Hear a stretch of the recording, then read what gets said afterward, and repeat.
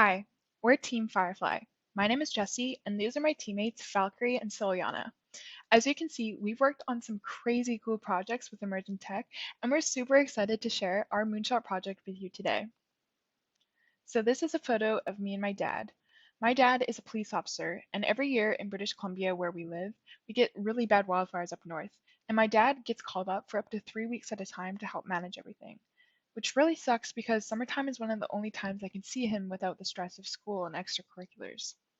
But British Columbia isn't the only place being severely impacted by wildfires. This photo was taken during the 2020 California wildfires, a time where many people felt like it was the end of the world. And for good reason. Here you can see all of the damage that was done during this just one season of these California wildfires. In addition, you can see the damage caused by the Australian bushfires in 2019 and 2020. It's estimated that the cost of long-term health exposures related to US wildfires from 2008 to 2012 alone is 450 billion. This number since then has only exponentially increased and will continue to do so in the coming years. And this doesn't even take into account the environmental impacts of wildfires, which, as you can see, are visible from space. So the question is, what are we doing to manage these wildfires? We talked to a current leading expert in the industry and learned that we're still using the same technology we were using 20, 30 years ago to fight wildfires when they've changed on a massive scale, both in size and in quantity. Here's where we're failing today. Before firefighters can start actually fighting the fires, they need to map out the size and location of the wildfire, and this is currently being done with satellite and weather data, which takes a long time. In addition, aerial support is often needed to fight these fires, but planes can have a pretty high response time, and it can take pilots a while to actually get to the site. This is time that we just don't have in fighting these fires. Finally, ground cover in aerial firefighting is unsafe, and with the scale of wildfires we're seeing today, it's often ineffective. Our solution to the time, the safety, and the effectiveness issues with our current methods is autonomization. We envision using drones to contain the fire, which is key to our solution, while planes would be used to actually fight the fires. And these planes would be either fully autonomous or remotely controlled by pilots who could be safe and away from the flames. This would allow them to stay safe, and it would also increase the response rate of these planes. In addition to containing the fires, drones would be used to detect and locate and map out the fires much faster using infrared technology. And AI could analyze this data and then, based on that, determine where we should target our firefighting efforts.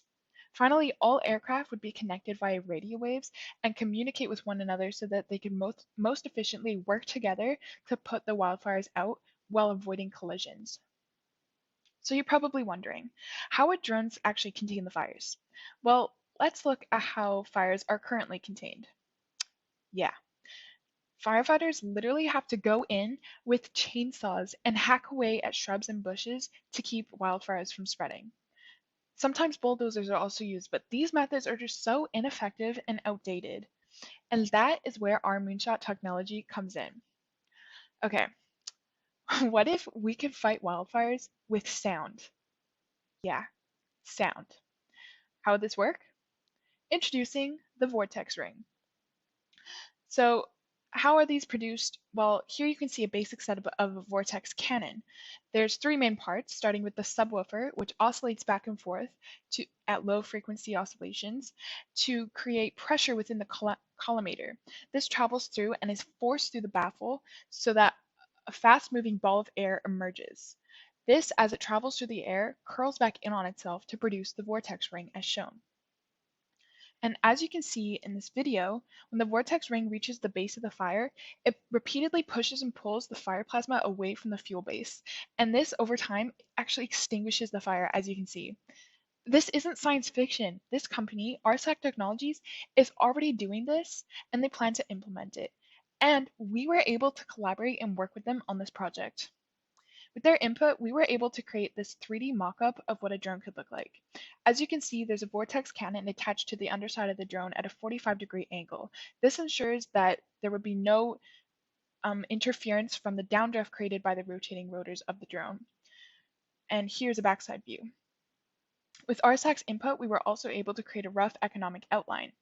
And so we estimate that we would need around $1 million a year for 3 years for sufficient research and development. And this funding would mainly come from grants such as the SBIR grant, which RSEC Technologies is already eligible for and would be a great candidate for.